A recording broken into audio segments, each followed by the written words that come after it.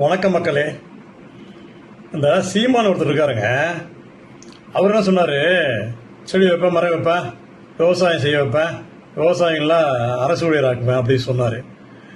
ஏங்க இங்கே பாவம் காலையிலேருந்து நைட்டு 10 மணி வரைக்கும் குப்பை எடுக்கிறாங்க.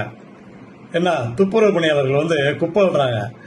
அவங்களுக்கு கான்ட்ராக்ட் பேசியில் 12,000 சம்பளத்தை கொடுத்துட்டு அதுவும் சரியாக சம்பளம் கொடுக்காம இந்த கார்பரேஷனுடைய பார்க்லாம் பாருங்க, இப்போதைக்கு நிறைய பேருக்கு சம்பளம் கொடுக்கலன்னு வாக்கிங் போகும்போது நம்மளோட கம்ப்ளைண்டாக சொல்கிறாங்க.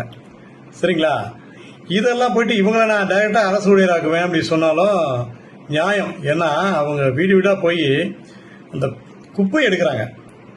அதில் என்னென்ன திரும்ப இருக்கும் அந்த குப்பையில் கொஞ்சம் கூட சலிக்காமல் செய்கிறாங்க.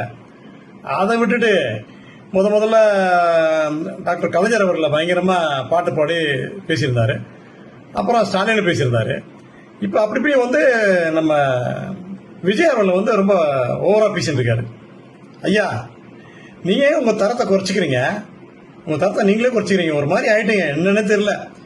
இப்படியே பேசிட்டே இருந்தீங்கன்னா உங்களுக்கு உடலில் தான் பாதிப்பு ஏற்படும். ஒரு அட்வைஸாக சொல்கிறேன், நீங்கள் ரொம்ப எமோஷன் ஆகுறீங்க. எமோஷனாக என்னன்னு சொல்லிட்டு நீங்கள் கூகுளில் பாருங்கள், தெரியும். எமோஷன் ஆகக்கூடாதுங்க. ஏங்க அடுத்த ஒரு தான் வந்துட்டு போட்டோங்க, ஆதரவு சொல்லிட்டு போங்க. சரிங்களா? நீங்கள் அந்த விவசாயிகளுக்கெல்லாம் நீங்கள் வந்து பேசுறீங்க, நியாயம்.